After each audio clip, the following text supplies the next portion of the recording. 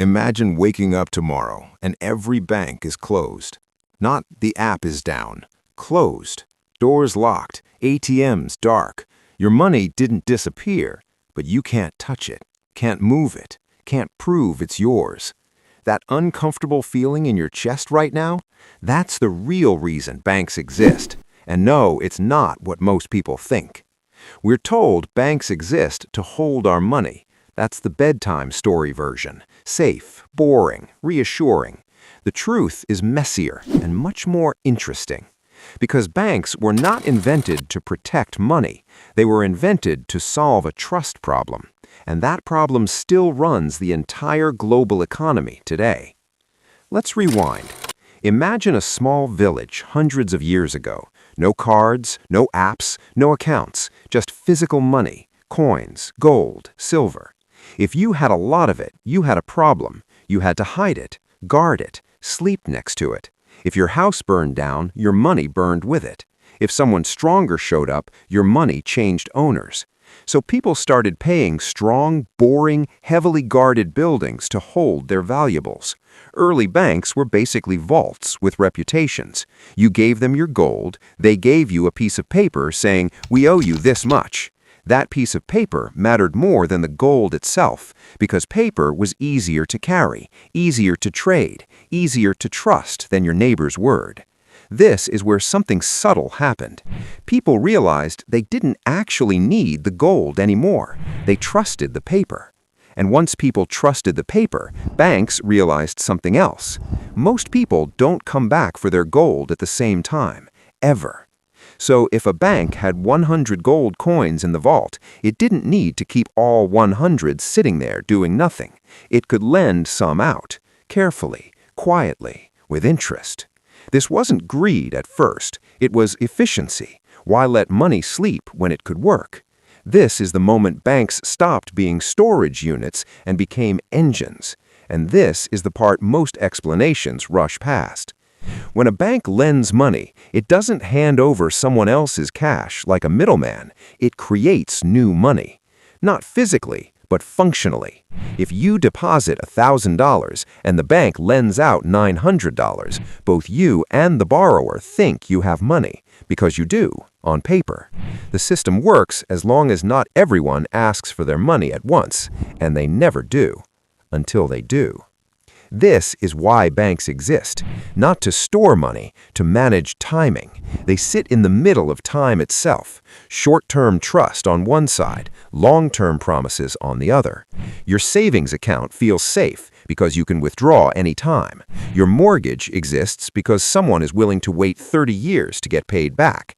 Banks connect those two worlds. They turn patience into power. But there's a cost. Let's talk about the uncomfortable math. If everyone demanded their money today, the system would break. Not because banks are evil, but because the system is designed that way. Banks don't have your money sitting in a box with your name on it. They have a web of promises, loans, bonds, payments due later. Your money is a claim on that web. This sounds scary, because it is, but it's also the reason modern economies grow at all. Without banks, money would move only as fast as trust between individuals. No large companies, no infrastructure, no long-term projects. Banks absorb risk so you don't have to think about it every day. That's the trade. Convenience for fragility. Now, let's address the hype. We're told banks are greedy institutions that gamble with our money. Sometimes that's true, but that's not their core function. Their real job is much more boring and much more dangerous. They price time. They decide who gets money now and who waits, which risks are acceptable, which futures get funded and which don't. Every loan is a guess about tomorrow, and when banks guess wrong, the consequences are not abstract. When loans fail, banks pull back. When banks pull back, businesses freeze. When businesses freeze, people lose jobs. When people lose jobs, loans fail even more. That feedback loop is why governments panic when banks wobble, not because they love banks, but because they fear the silence that follows when banks stop lending. No lending means no movement. No movement means economic paralysis. This is also why banks are regulated and protected and rescued, not out of kindness, out of fear. Because once trust breaks, it doesn't break neatly, it runs. A bank run isn't caused by math, it's caused by psychology. People don't withdraw because the bank is empty. The bank becomes empty because people withdraw. Banks exist to manage trust at scale, and trust is emotional, not logical. Now zoom out.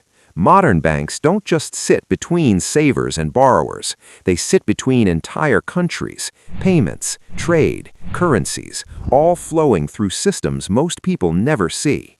If banks stopped for a week, supply chains would snap, paychecks would stall, governments would struggle to function. Your money would still exist, but existence wouldn't matter. This is the quiet irony. Banks are both incredibly fragile and absolutely essential.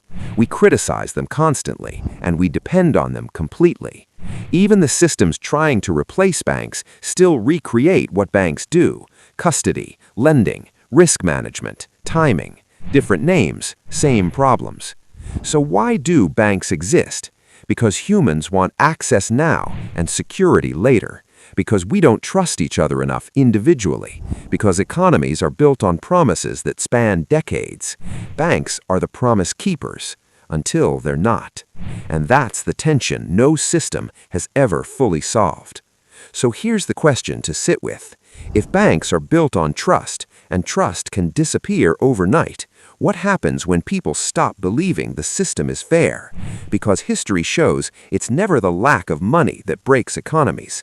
It's the moment people stop believing the paper means anything at all. Don't forget to subscribe.